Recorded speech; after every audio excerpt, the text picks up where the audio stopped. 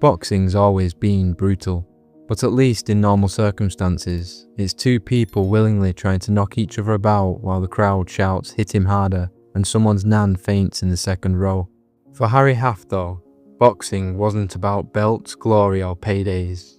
His fights weren't under bright lights with commentators and ring girls. His fights were in Auschwitz, in front of laughing Nazi guards, where the prize for winning was a crust of bread and another day alive. The punishment for losing? A bullet. Now, if that doesn't put a new spin on fight night, I don't know what does. Harry Haft was born in 1925 in Belatów, Poland, the youngest of 8 children. His dad died when Harry was only 3, leaving his mum to raise a big family on her own. He had a childhood sweetheart called Leah, and the same sort of teenage worries as anyone else. How to impress girls, how to avoid too many chores, maybe even sneaking a smoke with his mates. But his youth didn't last long. When the Nazis stormed into Poland on the 1st of September 1939, Harry was just 14. At just 14, Harry was dragged into the Holocaust machine. Most of his family, including his mother, were murdered in the camps. He and his brother, named Peretz, was the only ones to survive. Imagine that, youngest of 8, and suddenly almost everyone's gone. He was shoved into the system like cattle, one of millions, and here's the thing. Auschwitz wasn't a prison camp where you did your time and hoped to get out. It was a conveyor belt of misery. If you were young and strong, they found some use for you. If not, you were gone. Simple as that. And Harry, skinny but scrappy, was dumped into the useful pile. Life in Auschwitz wasn't just grim, it was engineered cruelty. Everything about it was designed to crush you, physically and mentally. You're starving, freezing, beaten if you fall behind, and surrounded by death on an industrial scale. The guards carried rifles and treated prisoners like animals. Harry later said he never really had a childhood. He went straight from boy to survivor, because nothing in that camp gave you the luxury of innocence. Now here's where Harry's story turns almost surreal. One of the SS officers, a bloke called Schneider, spotted him, and Schneider thought he had potential. Not for anything noble, mind you. He thought Harry would be good for entertainment. Because what's more fun for Nazis on a slow afternoon than watching 2 half-starved Jewish lads beat each other bloody while they sit back, smoke and place bets? Just a small bit of entertainment after a long day of guard work, watching starved prisoners punching each other until one dropped dead. And this is how Harry Haft became the Auschwitz boxer. He didn't choose it, he didn't train for it, he was forced. Schneider would throw him against the other prisoners. And the rules were simple, win or die. Losers were either shot on the spot or dragged away to the gas chambers. Guards would laugh and cheer, treating it like some twisted sport, while the prisoners who had to watch were silently praying they weren't picked next. Harry fought 76 of these matches. 76. That's not once or twice or a handful of bouts. That's 76 times of walking into a ring of dirt and terror, staring another broken man in the eye and knowing only one of you was walking away alive. Can you even imagine the mindset? Harry was out there throwing bare-knuckle punches with death literally watching over his shoulder. And here's the brutal part. Sometimes he knew the men he was fighting. They shared bread, shared whispers of hope, maybe even shared a plan to get through the day. Then suddenly, they were opponents. And in front of the guards, there was no mercy. Harry himself admitted later the guilt of those fights haunted him for the rest of his life. He didn't want to kill anyone. He had no choice. Winning meant survival. Losing meant execution. The fights were savage. No gloves, no referee shouting break it up. Just 2 skeleton-thin lads, fists raised, while guards jeered from the sidelines. They went on until one collapsed. Sometimes the guards shot the loser before he even hit the dirt. For them, it was cheap entertainment. For Harry, it was survival. Harry's body was wasting away like everyone else's, but what he lacked in size he made up for in grit. He fought dirty when he had to. He threw everything he had into each match, because he knew he couldn't afford to hesitate. He wasn't fighting for points, he was fighting for his life. Let's pause on that for a second. 76 times standing there, fist shaking, knowing that every blow could mean another man's death. No wonder he carried it with him forever. Survivors of the Auschwitz all carried scars, but Harry's were uniquely cruel. He wasn't just a witness, he was forced into being both victim and weapon. And the guards, they loved it. They laughed, they clapped, they placed bets like they were at the races. Imagine being half dead with hunger, covered in bruises and hearing Nazis chuckle over your odds. It's sick. But through all of this, one thing kept him going: Leah, his childhood sweetheart. Harry clung on to her memory like a lifeline. He told himself he had to live, because one day he'd find her again. Every fight, every desperate swing, he pictured her. That was his anchor. He wasn't just fighting death, he was fighting to get back to her. Now, did Harry ever mention a fight that stood out the hardest? No. And that tells you everything. They were all hard. Every single one of those 76 bouts was a fight against starvation, exhaustion, fear, and guilt. He said that the real weight wasn't the punches themselves, it was living with the fact that his survival came at the cost of others. The hardest fight wasn't in the ring, it was in his head, and it lasted his entire life.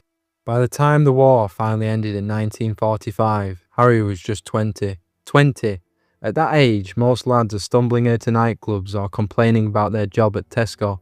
Harry had survived Auschwitz, 76 death matches, and the systematic murder of his people, and had been fighting for scraps of food and shreds of hope for years. He weighed next to nothing, carried invisible scars that never healed, carried the ghosts of 76 fights, and had lost nearly his entire family.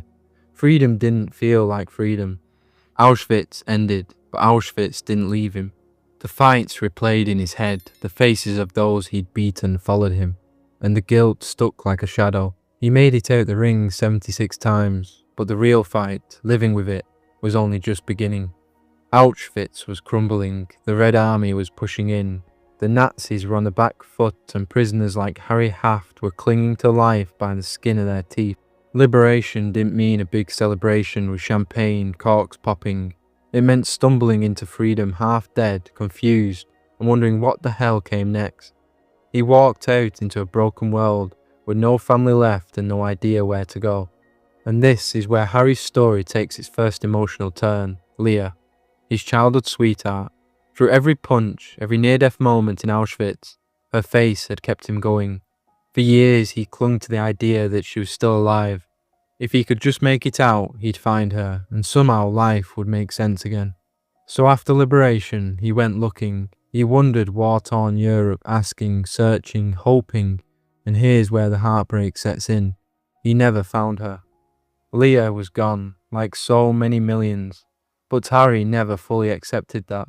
Even when he left Europe behind, even when he married someone else, even when he had kids, Leah never left his head. Imagine carrying a ghost around for decades. That was Harry.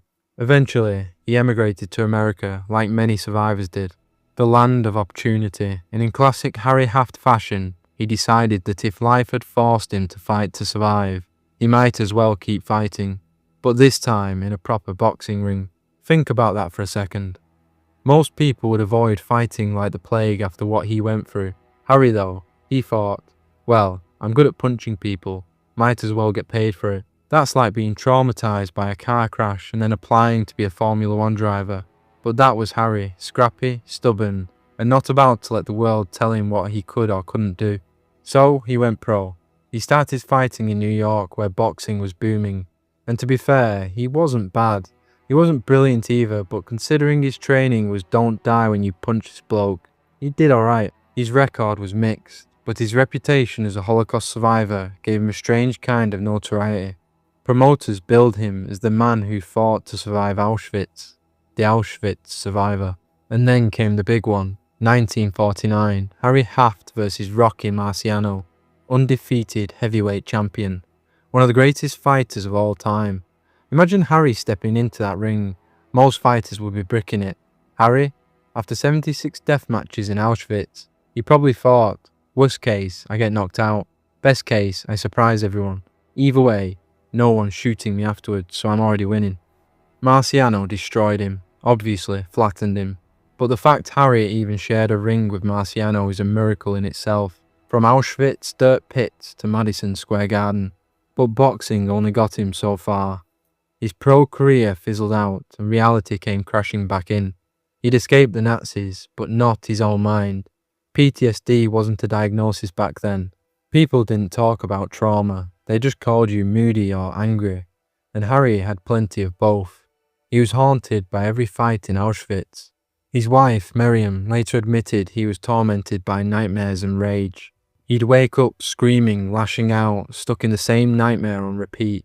He struggled to settle, struggled with relationships, and carried his guilt everywhere. He and Miriam had 3 children, eldest son Alan, his daughter Helene, and youngest son Marty. He tried to build something normal. He opened a small shop, worked hard, provided for his family, but even his wife admitted he was never fully free.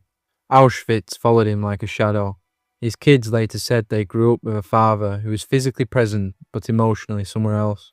And then there was Leah. She never left his mind. Harry admitted he never stopped thinking about her. He actually organised his high-profile fight with Rocky Marciano in part to gain publicity. He hoped Leah might see his name in the paper and reach out to him. Decades later, in 1963, he actually found her, living in Miami. By then, she was terminally ill. The reunion gave him closure, but it proved what he'd always said. Leah never left his thoughts, not once. Harry's life could have easily been forgotten. He wasn't a world champion, he wasn't famous in his own time. He was just another survivor trying to make it through the mess. But in the 1990s, his son, Alan, convinced him to tell his story. And it shocked people. The book pulled no punches, literally. Harry didn't sugarcoat anything. He didn't dress it up. He admitted the guilt, the nightmares, the haunting memory of every fight. He spoke about the twisted entertainment of the Nazis, the horror of fighting friends, the emptiness of surviving when so many others didn't. He told the truth about what survival really meant. The Auschwitz fighter who had to win 76 death matches to stay alive. Harry Haft died in 2007, aged 82. The youngest of 8 children, nearly all of them and his mother killed, his father dead before he could even remember him. He was a man forced to make impossible choices, and he carried the cost of those choices forever. And yet, isn't that the kind of heroism in itself? Not the clean, shiny kind, the messy, human kind.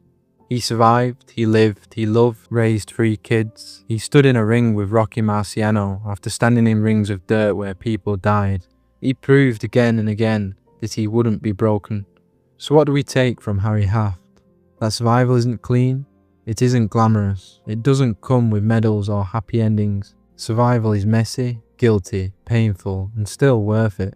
Harry's story is a reminder that sometimes life isn't about winning, it's about refusing to let the world knock you out completely. Let me know what you think of Harry Haft's story in the comments. I'll see you in the next one.